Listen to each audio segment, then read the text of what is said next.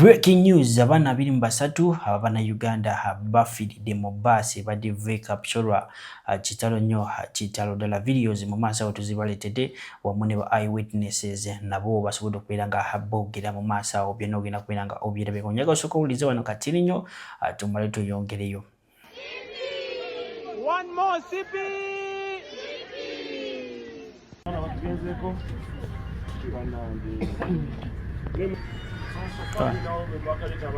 Alright, nga bwe mulabye mu katambi ako omukulu amanyikiddwa nga Honorable Minister Balamu amazidde okubeera nga atuuka wali Mbale Referral Hospital. Oh my God, abaana bafudde. Inspector abaana bafudde. Oh my God. Era abazadde bonna obanga oliyo ofiiriddwa omwana wo omukana kabenje kennyini oba mu buno obubenje bonna obubaddewo almost this week. RIP at your children. Simanyi na kigambo kyesobola okubeera nga nkozesa bad roads, drunken drivers oba tired drivers, fatigue drivers. Oh my God. Video hamusoke mujimpereka like so okubeera nga etambuli tukira bona banjagadde okumanya kwino information ddala abazadde abo oyinza osanga nga bamwe beddala tebana bakubeera nga bafuna information kino abaana baabwe omwana waabwe oba abaana baabwe bafudde kubanga it has just happened of recent capture kubo ilidda ndooza side z'Embale kubanga abaana bafunye accident ambulance zasobole okubeera nga zibaddusa mpaka Mbale naye nga obadde okimanyi nti abaana bafunye accident the time they took okujjayo abaana abo. God. So sad. Uganda chichi tudawa. How are we going to curb these things? Ndagala osoko otusigiremu ekifaananyi okusinziira ku information ngolabye oba ne Minister Balamu videos zoli mu bwera ngolaba ne ba eyewitnesses kiki kyatuuseewo atumale tuba playing ba eyewitnesses ndowooza kubanga tetuba kweyongerayo ng'omukutu gwaffe Wonderboy Anisasad tutuusa okusaasira kwaffe n'okunyulwa kotesi n'obusaasire era n'abaana abo ndowooza ffena mu comment section tubasabire bawummule emirembe Mukama abasonyiwe ebyo ebyabasobako bye bakola mu kumanya ne mutamanya n'enwe babadde baana bato they are so innocent souls naye tubasabire Mukama abawummuze emirembe. Ekibuuzo kiri nti kyemmanyi buli omu kye yeebuuza what really caused the accident to happen. Ebibuuzo answer eziyinza okubeerawo awo kiyinza okuba nga kyaviiriddeko akabenje kano ngeri kiri nti katuusewo obudde bwa kiro oyinza okusanga nga driver abadde either yeebase obanga atamidde obanga asumagire driver awonye tayinza kuwona ngeri basi gyeguddemu ogirabye kati abaana bafudde bo bali 23 so far abali confirmed out of around 90 children. Kati driver ye golowooza basobola kuwonerawo abalala baddusiddwa mu malwaliro bapooca ebiwundu bingi nnyo. My God, ndabyeko n'abamu ogamba nti abamu baleeta wano mu Kampala basobola nga bafuna mu ddwaliro okufuna regional referral oba national referral kubanga ebyaddala eddwaliro ly'Embale tesobola kubeera nga lyako commodity nga bamu bagana batwala e Kenya. Kenya wali amalwaliro agali awo kumpi. Video njala tugibuwa obudde ejimpereka like so okubeera nga etambula kuba kubeera nga subscribing abagati ku mukutu gwa Facebook nasooka oleze omukuba eyewitnesses tumali tukomewo ne RDC nga yogera ku zino ensonga. My name is Sabil Abdul Haq. I am a native of Greater Kasarem. This accident happened mysteriously. It was too fatal. It was people who had come for a study tour at Kapchorwa since it's a tourism site. It happened like this. After the bus reaching Amgul sub-county, the bus happened to get a mechanical condition with the peoples. The mechanics offloaded the peoples. Then from there, they requested for the mechanics to come and repair the bus. When the mechanics came, the driver insisted, even after senior drivers of the air told him that please, if the bus has an issue, you help us and you tell us reality so that we can get other means of transport to take these kids to the tourism site. The driver insisted. He told us he knew what he was doing. Now we also kept cool. We kept calm since he knew what he was doing. From there, the bus tried to be a bit fair. Then after that, the students were again put back in the bus until corner, that is Towe, around Towe area. That's where the learners again got off when the bus experienced another mechanical condition. They told the driver to still insist on transporting learners. The students, the pupils were again told to foot from corner to CP Falls, that's in Kaptogolo. Then the bus remained being maintained in the corner trading center, that is the Kapsula sub-county. The people went to Kaptogolo, then from there they used shortcut to Sipi sub-county. When the bus got ready, the bus climbed uphill freely without the peoples. Reaching in Sipi, they had finished their exploration. The peoples were again requested to get back into the bus. Still the natives insisted. They said that no, driver, this bus is not good. The mechanics were even still working on the bus in Sipi, but the driver insisted. We told him that please, we can get for you other means to put down these kids and take them to wherever they are reaching. The bus driver insisted and told us that he knew what he was doing and the bus had a minor problem. Even as we took it easy, we left him to load his bus. After loading his bus, students were being counted to get the bus. From there, in short, after them traveling from Sipi, in a minute of 15, we heard of sad news that one of the buses that had transported people had crashed in Chekwatit, that is Kawo sub-county. So the bus had a mechanical problem? Yes, the bus had a mechanical condition which we explained to the driver and the driver insisted. Alright, nga tubitedde ku mabbali kati njagala muwulirize omukulu RDC abadde munyiivu by the way. Exactly. And I don't know, Uganda kyekitusumbwa ge mazima. Eyewitness ndoza omuwulidde abyayogedde. Ekituufu kiri nti na video byadda mbadde sikenda gikola muganda wange kubanga kyokyannaku ndabye abaana nga basitula abaana. Omanyi okusitula omuntu ng'abadde obadde omusuubiramu. Oh my God. Kasasiro omuzadde ng'abadde yakasasula fiizi omwana mulina amusuubiramu okubeera dokita okubeera lawyer. This video is very very absurd.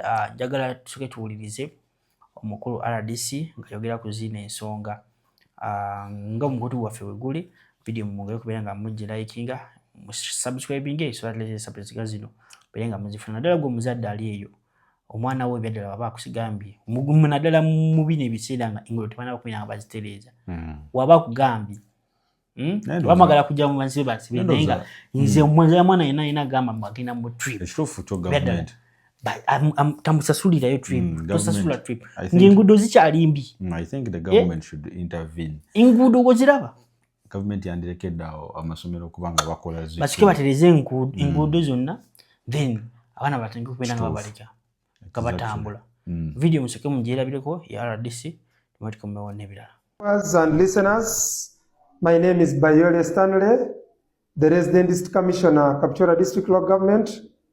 It has been a dark evening and a dark Thursday. At around 8 p.m., we received bad news of an accident that occurred around Kaserem. Kaserem is the first sub-county when you are entering Kapchora, near Tororo Cement Kware.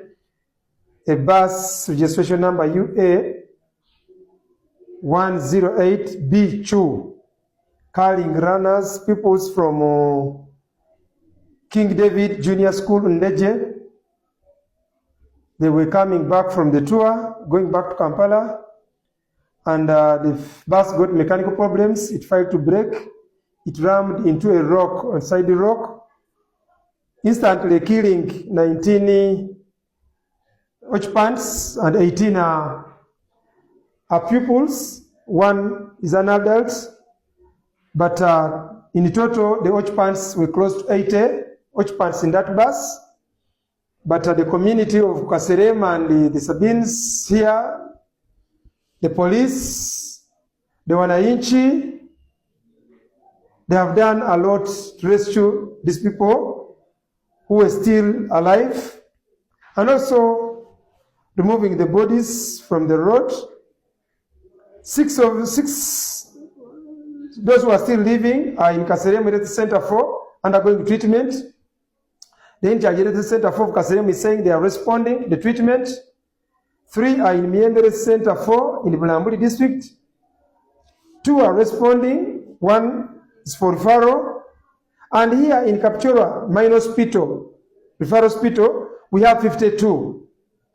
Out of the 52, more 2 are not in good condition. We want also to refer them, but we have already referred 4 who are in bad shape. They have gone to Mbale. Many ambulances have come from different districts and from Mbale district, Mbale city to come and help us. Although people have been on social media, they have been talking about a funny number, 40, 50 have died. No, I want to put it very clear. It's not 40 or 50 so far. 19 have died, and the rest are still okay. And we are treating them here in Kapchorwa Main Hospital. And this is where I'm speaking from. I'm the site right now where the accident occurred. I went there myself. I ensure that everybody is removed. Those who passed on and those who are okay, they were removed. The bus, we removed it from the road. So I'm in the hospital here to join hands with the medical people who are working tirelessly to ensure the life of our children is cared for and they survive. But in the first place, we blame the driver of the bus because this bus had 3 points of mechanical faults where it was really having problems. In a way, people saw it was parked and they were repairing. At Honorable's place somewhere, it was also they were repairing it.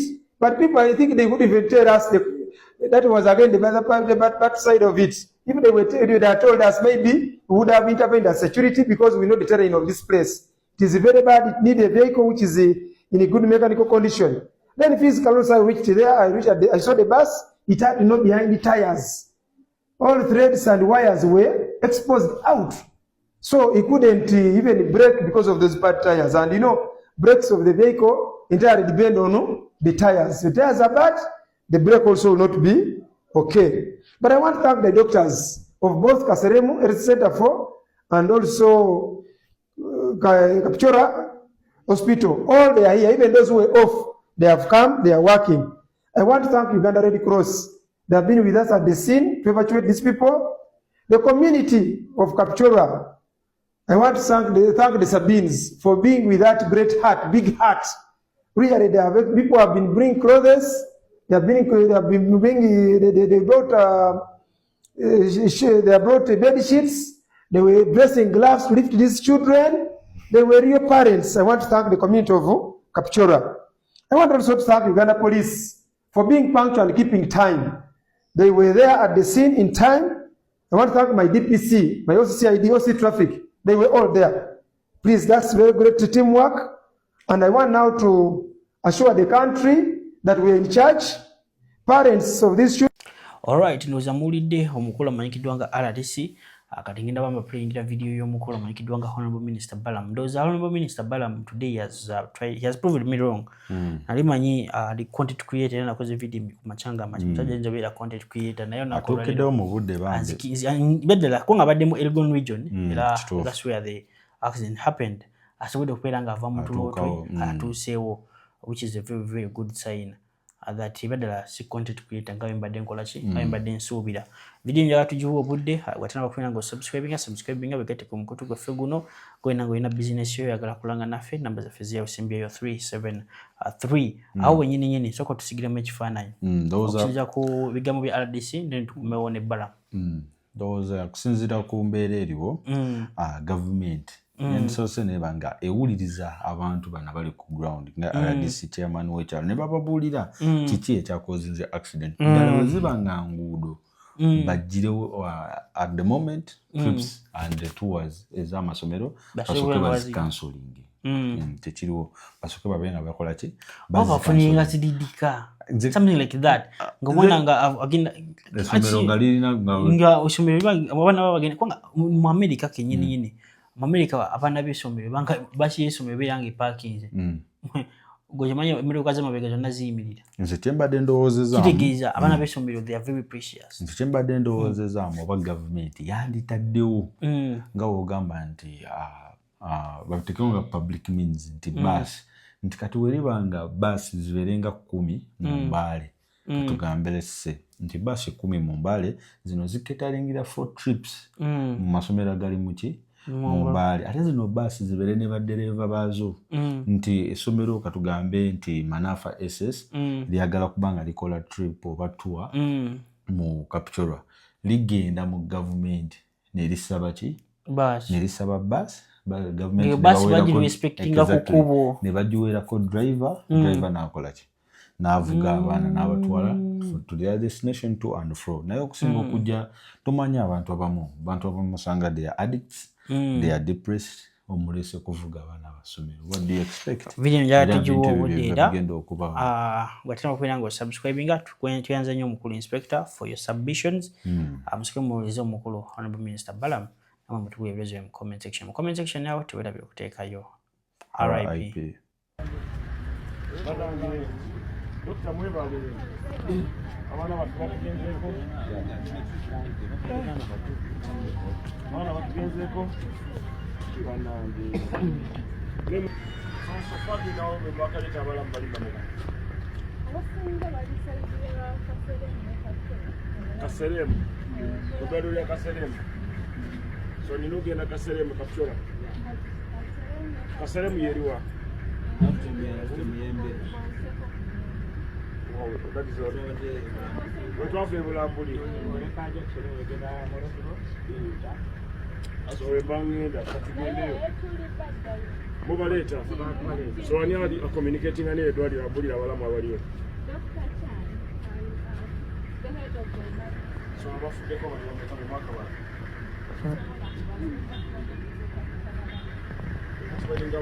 tuli wano ne Honorable Balaam after kwamakuulira accident yamakubaawo ye babaana bafunye accident Kapchorwa mbere kuliko amena misidwalo mat bito direct akamumbale main hospital kuboneka kukyalira ko babaana abana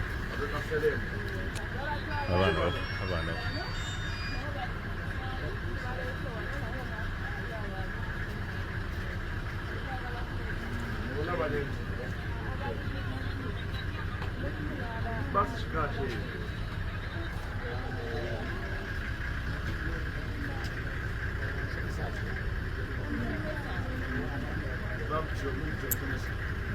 Omusomesa aliwa? Omusomesa awunya atya?